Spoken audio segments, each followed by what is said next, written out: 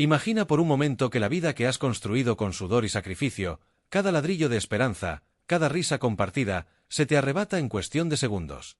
¿Qué sentirías si, un martes cualquiera, mientras te preparas para un día más de trabajo honesto, llaman a tu puerta y de repente, tu futuro se desvanece en el aire como un mal sueño del que no puedes despertar? Esta es la cruda realidad que le tocó vivir a Juan, un hombre que, como tantos otros, llegó a Estados Unidos buscando un futuro mejor, no solo para él, sino para su incipiente familia. Juan había levantado su vida desde cero. Trabajaba incansablemente en la construcción, sus manos curtidas eran testimonio de años de esfuerzo bajo el sol. Cada dólar que ganaba era invertido en el bienestar de los suyos, un techo seguro, comida en la mesa y, sobre todo, la promesa de una vida digna para sus hijos. No era un hombre de grandes lujos, su felicidad residía en las pequeñas cosas, la sonrisa de su esposa, el abrazo de sus pequeños al regresar a casa, el simple hecho de saberse útil y proveedor. Esa fatídica mañana comenzó como cualquier otra. El despertador sonó antes del amanecer, la cafetera zumbaba suavemente en la cocina y el aroma a café recién hecho invadía la pequeña pero acogedora casa. Juan se vistió en silencio para no despertar a María y a los niños. Un beso rápido en la frente de su esposa dormida, una mirada furtiva a las cunas donde Sofía y Mateo soñaban plácidamente. Todo parecía normal, predecible, seguro. Nadie podía imaginar que esa sería la última vez que Juan saldría de casa con la certidumbre de volver. No hubo advertencias, no hubo presagios, solo una brutal interrupción de la cotidianidad que destrozaría su mundo y el de su familia en un instante. El sonido áspero de una llamada a la puerta, inusualmente insistente para esa hora, marcaría el inicio de su calvario, un calvario que le partiría el corazón no solo a él, sino a cualquiera que conozca su historia. Detrás de Juan, la fuerza que impulsaba cada uno de sus esfuerzos era su familia. María, su esposa, era el corazón vibrante de su hogar. Una mujer de sonrisa cálida y manos igualmente trabajadoras, había tejido con paciencia y amor el entramado de su vida en común. Se habían conocido en su país de origen, jóvenes y llenos de sueños, y habían cruzado fronteras juntos, prometiéndose que construirían algo significativo, un legado de oportunidades para sus hijos en la tierra prometida. No fue fácil. Los primeros años estuvieron llenos de incertidumbre y privaciones, pero siempre se tuvieron el uno al otro, un ancla inquebrantable en la tormenta. Sus dos pequeños, Sofía de 6 años y Mateo de 4, eran la encarnación viva de ese sueño americano que tanto anhelaban. Nacidos en suelo estadounidense, ajenos a las complejas realidades migratorias de sus padres, crecían en un mundo donde la frontera era solo una línea en un mapa, no una barrera infranqueable. Sofía, con sus ojos curiosos y su cabello castaño recogido en 2 trenzas, era la viva imagen de la alegría infantil. Su risa resonaba por toda la casa, y sus dibujos adornaban la nevera, narrando historias de príncipes, princesas y un padre al que idolatraba. Mateo, por su parte, era un torbellino de energía, con una fascinación inagotable por los coches de juguete y una mirada inocente que derretía cualquier corazón. Para ellos, Juan no era solo un trabajador de la construcción, era el gigante protector, el que contaba los mejores cuentos antes de dormir y el que siempre regresaba con una pequeña golosina al final de la jornada. La casa que habitaban, modesta y llena de vida, era un santuario de amor y optimismo. Las mañanas se llenaban del bullicio de los niños preparándose para la escuela, los sonidos de los dibujos animados y el reconfortante aroma del desayuno que María preparaba con cariño.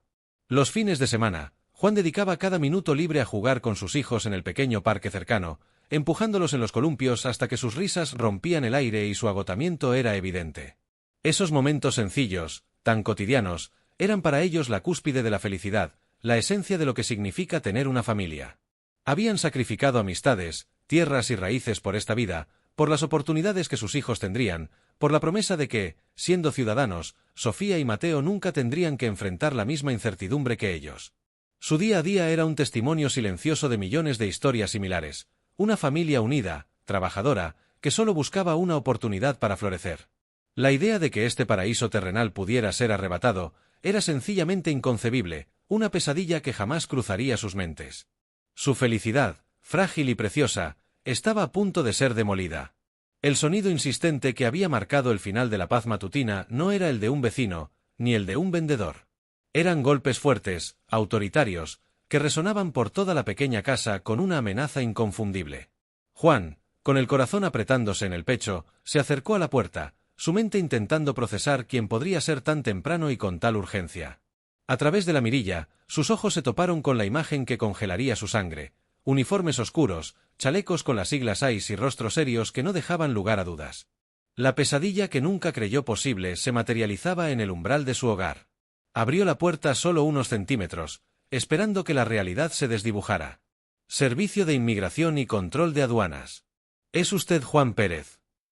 La voz era firme, sin inflexión, una declaración más que una pregunta.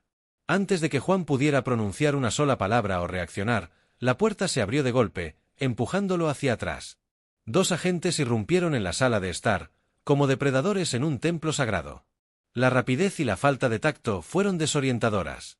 Juan, en un instante, se vio rodeado, su libertad evaporándose con cada paso que daban los intrusos en su humilde morada. María, despertada por el estruendo, apareció en el pasillo, con el rostro aún marcado por el sueño y los ojos llenos de confusión. Su mirada se posó en los agentes y luego en Juan, que la miraba con una expresión de impotencia y terror que jamás le había visto. En sus ojos, ella leyó la verdad devastadora antes de que se pronunciara palabra alguna. Detrás de ella, atraídos por el ruido y la alteración, asomaron las cabecitas de Sofía y Mateo. La risa de Sofía de la noche anterior y la energía de Mateo de hacía apenas unas horas se transformaron en un silencio asustado. Vieron a los hombres uniformados, a su padre con las manos levantadas, y a su madre con una expresión de horror absoluto. Señor Pérez, tenemos una orden de deportación en su contra. Necesitamos que nos acompañe. La explicación fue mecánica, un guión repetido 1000 veces, desprovisto de cualquier consideración humana. Juan intentó preguntar, balbucear una súplica, una explicación. Mi familia, mis hijos, ¿por qué?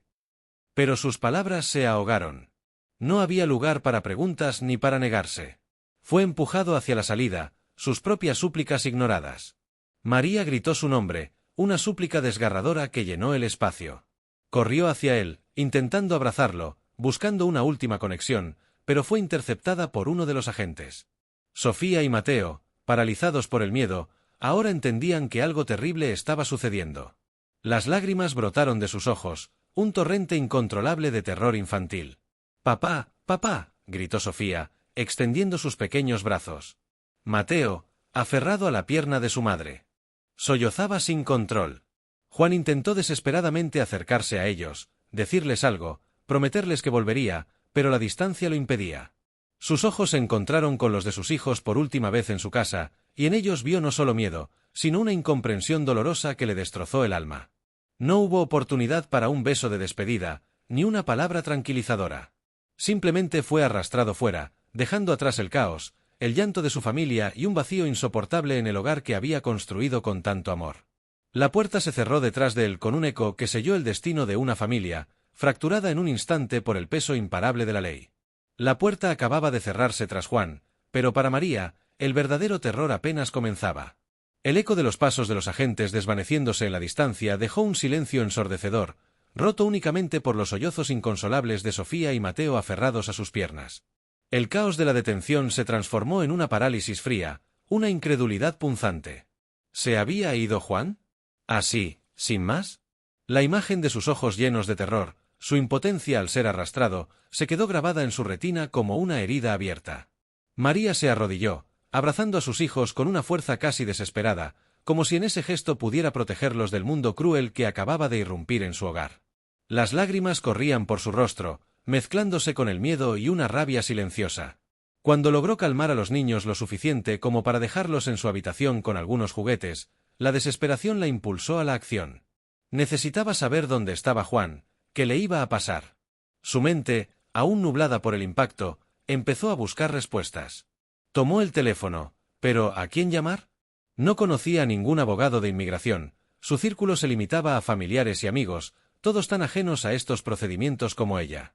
Marcó el número de una prima, luego el de una vecina, su voz entrecortada, casi inaudible al intentar explicar lo sucedido. La información era escasa, contradictoria, confusa. Algunos le decían que llamara a ICE, otros a la policía, otros a una lista de abogados que nunca había oído nombrar. La barrera del idioma se convirtió en un obstáculo infranqueable. Cada llamada a cualquier número gubernamental o de asistencia se topaba con un menú automatizado en inglés, una voz impersonal que no respondía a su angustia. Cuando finalmente lograba hablar con alguien, su español, aunque fluido, se sentía insuficiente para articular la complejidad de su tragedia. Las respuestas eran vacías. No tenemos información sobre esa persona, debe contactar al departamento de detención, no podemos confirmar ni negar. Era un laberinto burocrático donde cada puerta se cerraba con un rotundo no. Las horas se arrastraban, cada minuto una eternidad de incertidumbre. María sentía como el pánico le oprimía el pecho, mientras sus intentos de obtener información se estrellaban contra un muro de indiferencia institucional. La promesa de un sistema justo, de un proceso, se disolvía ante la realidad de una máquina deshumanizada. Estaba sola, con 2 niños pequeños que preguntaban por su padre, y sin saber dónde mirar, a quién acudir, ni cómo luchar contra un gigante invisible que había engullido a su esposo. La noche cayó, pero no trajo descanso. Trajo consigo la carga insoportable de la incertidumbre. ¿Volvería Juan a casa? ¿O se había ido para siempre? La soledad en la casa, antes llena de las risas de Juan, era ahora un recordatorio constante de su ausencia, una ausencia que pesaba más que cualquier presencia. La ausencia de Juan no tardó en dejar una cicatriz profunda en el corazón de Sofía y Mateo. Al principio, sus mentes infantiles no lograban comprender la permanencia de la desaparición. ¿Cuándo vuelve papá?, era la pregunta recurrente, formulada con una inocencia que perforaba el alma de María. Cada vez que escuchaban un coche acercarse a la casa, corrían a la ventana, con la esperanza de ver la silueta familiar de Juan bajando del vehículo, solo para regresar a su madre con la desilusión pintada en sus pequeños rostros. Las noches se volvieron especialmente difíciles. Mateo, que antes dormía plácidamente, comenzó a despertarse llorando, buscando a su padre en la oscuridad. Sofía, por su parte, se aferraba a la almohada de Juan, imaginando su aroma, y sus antes dulces sueños se poblaron de lobos y sombras que se llevaban a sus seres queridos. El comportamiento de los niños cambió drásticamente. Sofía, que solía ser una niña alegre y habladora, se volvió reservada, su risa se escuchaba menos y sus dibujos, antes llenos de colores vibrantes, ahora presentaban figuras solitarias y paisajes grises. En el colegio, su rendimiento bajó, y la maestra le comentó a María que Sofía parecía distraída y triste. Mateo, el torbellino de energía, se convirtió en un niño irritable, con arranques de pataletas incomprensibles, o todo lo contrario, se aislaba en un rincón con sus juguetes, evitando el contacto visual, como si el mundo exterior se hubiera vuelto demasiado doloroso para él. Ya no quería pintar ni jugar en el parque, su fascinación por los coches de juguetes se esfumó. María observaba con el corazón encogido cómo la luz de sus hijos se atenuaba día tras día. Intentaba ser fuerte para ellos, forzando sonrisas que no sentía, inventando excusas sobre el viaje largo de papá, pero la verdad era una carga demasiado pesada para su propio espíritu abatido. Cada mamá, extraño a papá, era un aguijonazo que le recordaba su propia impotencia y el abismo de soledad al que se enfrentaban. La promesa que les había hecho a sus hijos de una vida sin incertidumbre se estaba desmoronando ante sus ojos, y con ella, su propia identidad como madre y protectora. El coste emocional de esta separación era incalculable, una infancia marcada por la ausencia, una psique infantil herida, moldeada por un trauma que, aunque invisible, era tan real como el aire que respiraban. La sonrisa de Juan y sus cuentos antes de dormir eran ahora un recuerdo lejano, un eco doloroso en la memoria de los niños, que crecían sin la presencia fundamental de su padre. Para Juan, el viaje hasta el centro de detención fue un borrón. Las esposas lo mantenían inmóvil, y el camión que lo transportaba junto a otros hombres con miradas igualmente perdidas vibraba con el silencio de la desesperanza. Al llegar, la brutalidad del sistema se hizo aún más patente. Se encontró en un laberinto de pasillos fríos, rejas de metal y el eco constante de pasos y portazos.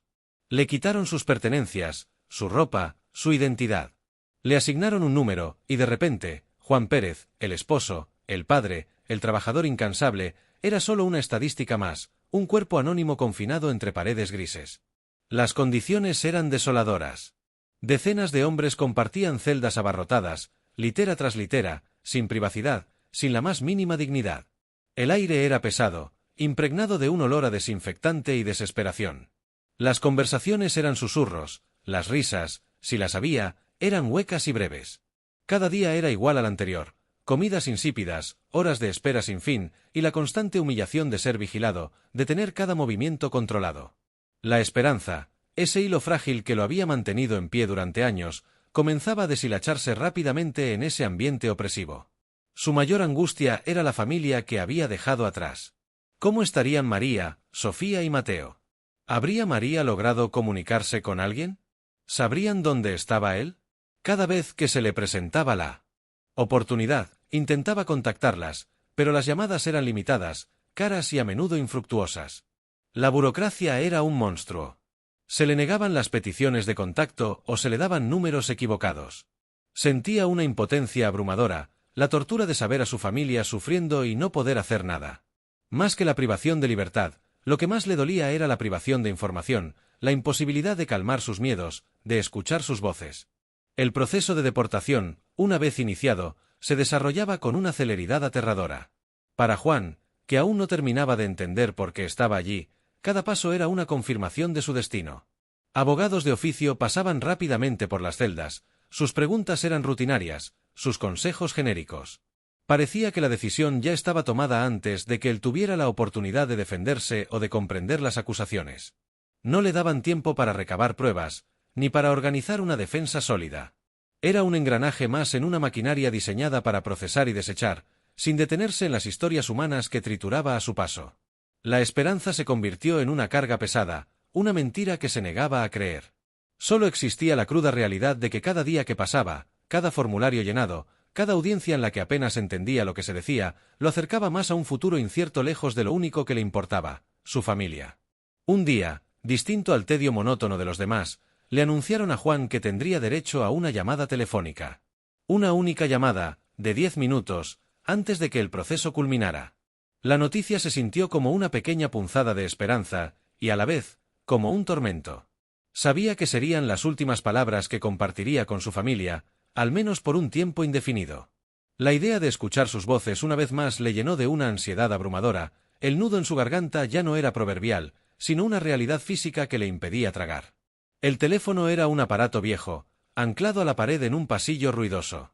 Juan marcó el número de casa de mala gana, cada tono resonando como un golpe en su pecho.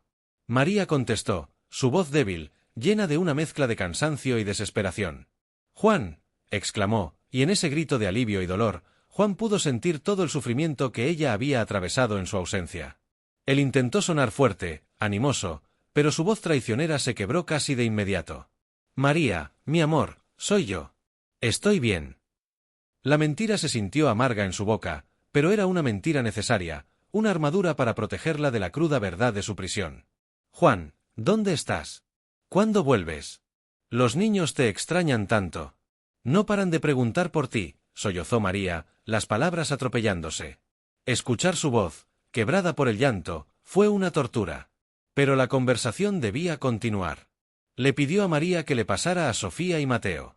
Escuchó el murmullo de su esposa, las voces de los niños acercándose al teléfono. «Papá, ¿cuándo vienes a jugar conmigo al parque?», preguntó Sofía. Su voz pequeña e inocente hizo que los ojos de Juan se llenaran de lágrimas que luchó por contener. «Muy pronto, mi amor. Papá pronto estará allí para jugar contigo. Sé un buen chico y cuida a mamá», respondió Juan, la voz ronca, la falsa promesa atascada en su garganta. Luego fue el turno de Mateo, cuya voz apenas era un susurro. «Papá, ¿vas a volver con un juguete nuevo?», preguntó el pequeño, sin entender la dimensión de la tragedia que se cernía sobre ellos. Juan cerró los ojos, visualizando el rostro angelical de su hijo, su inocencia. «Sí, hijo. Papá te traerá el mejor juguete. Sé fuerte, ¿de acuerdo? Y hazle caso a tu hermana». Los minutos se escurrían implacablemente. Juan sentía el peso del tiempo, de las palabras definitivas que debía decir. «María, te amo. Cuida a los niños. Lucha por ellos. No te rindas». Sus palabras eran un testamento, un último ruego. María, por su parte, intentaba responder, las palabras ahogadas por sus lágrimas. «Juan, no nos dejes, no sé qué haremos sin ti». Él sabía qué harían, sobrevivir, por sus hijos, como él intentaría hacerlo. Cuando el operador intervino para anunciar que el tiempo de la llamada estaba por terminar, ambos lo supieron. No había nada más que decir, solo el inmenso dolor de la separación. «Adiós, mi amor. Cuida a mis hijos. Les amo». Y antes de que María pudiera articular una última palabra, la conexión se cortó abruptamente. Juan se quedó de pie, con el auricular colgando, el silencio repentino del pasillo más ensordecedor que el ruido anterior. El nudo en su garganta era ahora un grito ahogado. La esperanza de volver a verlos pronto era una mentira piadosa, un refugio para sus hijos, pero en lo más profundo de su ser, sabía que esta despedida, aunque telefónica, era la más desgarradora que había vivido, el preludio de un abismo que amenazaba con devorarlo. El día llegó. Al igual que el inicio de su calvario, el final se presentó con la misma eficiencia desalmada. Sin ceremonia alguna, sin más explicaciones que la notificación de su vuelo, Juan fue sacado de su celda. El traslado al aeropuerto fue un viaje fantasmal. Sentado en la parte trasera de una furgoneta, entre otros hombres con destinos similares, sus ojos se fijaron en el paisaje urbano que pasaba rápidamente. Cada edificio, cada esquina, cada árbol parecía querer grabar su imagen en su memoria, como si supiera que eran sus últimos instantes en la tierra que había llamado hogar. La brutalidad silenciosa del proceso era la más cruel. No había gritos, no había forcejeos, solo una resignación entumecida, una aceptación forzosa de un destino sellado. Sus pensamientos eran un torbellino. Veía los rostros de María, Sofía y Mateo, cada detalle, cada risa, cada lágrima. Recordaba la primera vez que pisó este país, la esperanza vibrante en su pecho, los sueños de una vida mejor que ahora se hacían añicos. Se preguntaba si sus hijos lo recordarían, si la imagen de su padre siendo arrastrado por hombres uniformados sería lo último que tendrían de él. Su vida, construida con tanto esfuerzo, su pequeña casa, su trabajo, las promesas hechas, todo se desvanecía como si nunca hubiera existido. En el aeropuerto, la misma rutina deshumanizadora. Controles, filas, miradas frías. Subió al avión como un autómata, sin vuelta atrás. Desde la ventanilla, mientras la aeronave despegaba, vio la extensión de luces de la ciudad, un tapiz brillante que se encogía bajo sus ojos, volviéndose cada vez más distante, más ajeno. No era solo la tierra la que se alejaba, sino un pedazo de su alma, su futuro junto a sus hijos, sus aspiraciones. La sensación de ser despojado de todo, de que le arrancaran su vida de cuajo, era un dolor tan profundo que no podía ser expresado en lágrimas, solo en un entumecimiento que lo consumía por dentro. Volaba hacia un pasado que ya no le pertenecía, dejando atrás un futuro que nunca sería. La vida de María se transformó en un campo de batalla diario. De la noche a la mañana, la mujer que compartía la carga y la alegría con Juan se encontró sola, enfrentando la abrumadora realidad de ser una madre soltera en una tierra que, sin su esposo, se sentía más hostil que nunca. El sustento familiar, antes asegurado por el trabajo incansable de Juan, se esfumó. María, sin historial laboral formal o permisos que le permitieran trabajar abiertamente, se vio forzada a tomar trabajos de limpieza mal pagados y esporádicos, a menudo en casas particulares, donde la discreción era la moneda de cambio para su supervivencia. El dinero apenas alcanzaba para cubrir los gastos básicos. El alquiler, que antes se pagaba puntualmente, se convirtió en una amenaza constante, y la comida, un elemento que antes daban por sentado, ahora se racionaba con dolor. Las cajas de cereal duraban más, las carnes eran un lujo y las frutas frescas, un recuerdo. La casa, antes un nido de calidez y risas, ahora se sentía vacía y fría. Cada rincón clamaba la ausencia de Juan. Su silla en la mesa del comedor permanecía vacía, su taza de café en el armario, sus herramientas en el cobertizo sin usar. María se sentía ahogada por el silencio que dejó su partida, un silencio que se hacía más pesado en las noches cuando los niños dormían y ella se quedaba a solas con sus miedos y su profunda soledad. A menudo, encontraba su camino hacia el lado de la cama de Juan, donde el aroma a su piel, aunque cada vez más tenue, aún se aferraba a la almohada. Allí lloraba en silencio, tratando de no despertar a sus hijos, ahogando los gritos de desesperación que amenazaban con desgarrar su garganta. Para Sofía y Mateo, la realidad de la ausencia de su padre se asentó de diferentes maneras. Sofía, la mayor, asumió un rol de pequeña guardiana, intentando consolar a Mateo cuando preguntaba por papá o cuando lloraba por la noche. Su inocencia se marchitó rápidamente, reemplazada por una madurez prematura, un entendimiento silencioso de que las cosas ya no serían como antes. Mateo, por su parte, se negaba a aceptar la verdad. Su papá está de viaje se convirtió en un mantre, y cada día esperaba con una expectación dolorosa que Juan apareciera por la puerta con el juguete prometido. En ocasiones, señalaba la foto de la familia en la sala y decía, «Allí está papá», como si la imagen pudiera conjurarlo de vuelta. María intentaba mantener viva la esperanza, tejiendo historias sobre el regreso de Juan, pero en su corazón, la esperanza se debilitaba con cada día que pasaba, arrastrada por la marea de la dura realidad. Observaba a sus hijos, sus pequeñas vidas marcadas por una pérdida que no escogieron, y en el fondo de su ser, una rabia sorda crecía contra el sistema que les había arrebatado no solo a un padre y un esposo, sino un futuro entero. Cuando Juan aterrizó, no era el regreso triunfal que había soñado desde niño. El país que se desplegaba bajo sus pies, aunque geográficamente el de su nacimiento, se sentía como una tierra extraña y hostil. Las calles, los sonidos, incluso los olores, eran a la vez familiares y ajenos. Había pasado tanto tiempo, y los años de vida en Estados Unidos lo habían transformado. Se sentía como un extranjero en su propia tierra, un fantasma que caminaba por un pasado que ya no le pertenecía. La gente lo miraba con curiosidad, notando el acento diferente, la forma en que sus ojos buscaban algo que no lograba encontrar. La desorientación era palpable, una niebla densa que nublaba su mente y su corazón. Encontrar trabajo se convirtió en otra batalla cuesta arriba. Las promesas de una vida mejor se habían disuelto en el aire frío de la burocracia y la falta de oportunidades. Sus habilidades de construcción, tan valoradas en el norte, aquí eran una entre muchas, y a menudo subestimadas. Los salarios eran ínfimos, y la idea de poder enviar dinero a María y a los niños le parecía una quimera inalcanzable. Cada día, la misma rutina, buscar trabajo, enfrentar rechazos, sentir el peso creciente de la preocupación. La soledad era su compañera constante. Aunque intentó reconectar con parientes lejanos o viejos amigos, el abismo de tiempo y experiencias era demasiado grande. Sus recuerdos, sus vivencias, sus dolores, eran incomprensibles para quienes nunca habían cruzado la frontera, para quienes nunca habían vivido con el miedo constante de una redada. Se sentía incomprendido, aislado, su mente siempre viajando miles de kilómetros, hacia una pequeña casa donde su corazón aún residía. Su mayor tormento era la constante preocupación por su familia en Estados Unidos. ¿Cómo estaría María lidiando con todo? ¿Estarían comiendo bien, Sofía y Mateo? ¿Seguirían preguntando por él? Las llamadas eran esporádicas, breves y dolorosas. Cada vez que escuchaba la voz de María, sentía un nudo en el estómago, un anhelo tan fuerte que le nublaba la vista. Ella intentaba mantener la voz firme, pero Juan reconocía la fatiga en cada palabra, la desesperación entre líneas. Los mensajes de voz de los niños, cuando lograba recibirlos, eran una bendición y una tortura. Sus risas y sus te extrañamos, papá lo partían en dos. La barrera, ahora, no era solo física, sino también emocional y económica.